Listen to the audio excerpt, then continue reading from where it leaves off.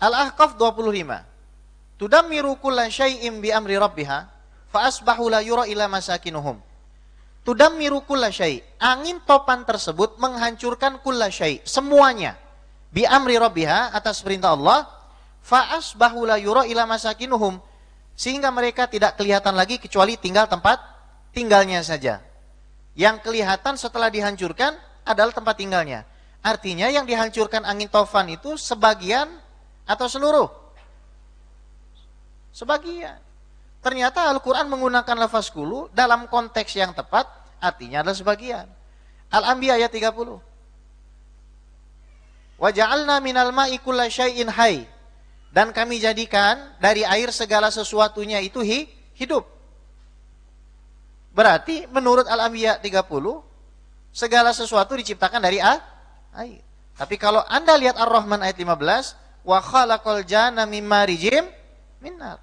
Dan kami ciptakan jin itu dari Jadi ketika disebut wa ja'alna kulla syai', segala sesuatu dari air, itu maknanya seluruh atau sebagian? Sebagian. Mulai paham ya sampai sini ya? Oke.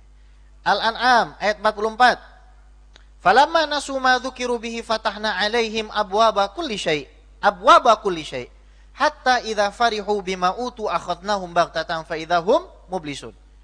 Orang-orang yang lalai itu kata Allah, mereka dibukakan pintu kebahagiaan, semua pintu kesenangan. Ketika mereka sedang asik-asiknya, maka kami azab mereka dengan azab yang seketika, sehingga mereka menjadi orang-orang yang merugi. Nah, pertanyaan saya gampang. Kira-kira ketika dikatakan dibukakan semua pintu kesenangan, kulla syai', abwaba kulli syai', semua pintu kesenangan, itu maknanya seluruh atau sebagian? Sebagian.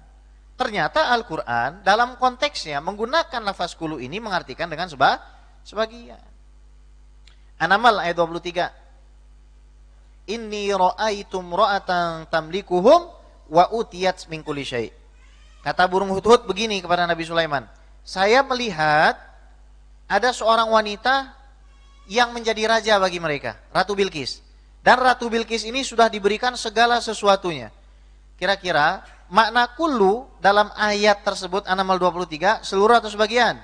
Sebagian, karena Ratu Bilqis tidak memiliki kerajaan Nabi Sulaiman alaihis salam. Kurang lagi ya. Al-Kahfi ayat 79. Ini biar paham. Kenapa harus dijelaskan? Karena begini, kita kasihan dengan orang-orang yang suka nuduh begitu. Wala tuti' kulla masya'im binamim, wala tuti' kulla halafim mahin hammazim masya'im binamim. Jangan kamu taati orang-orang yang kerjanya itu menghina, orang-orang yang kerjanya itu membuat fitnah.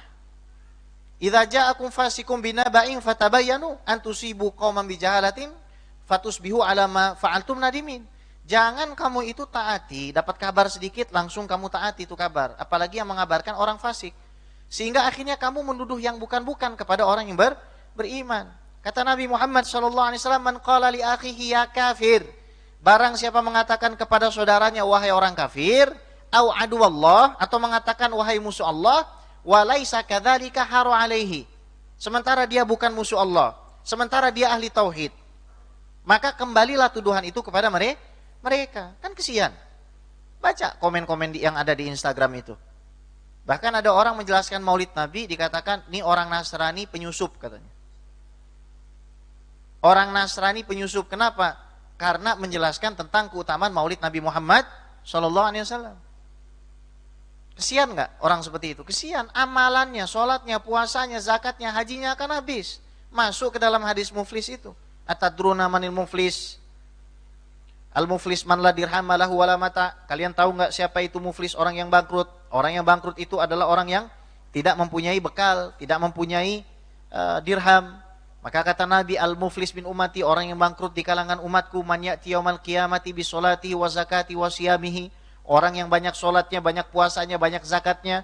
Tsumma ya'ti man qad syatama hadza wa qadhafa hadza wa daraba hadza wa safaka dama hadza wa akhadha mala hadza.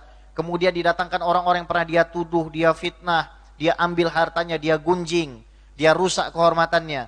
Fa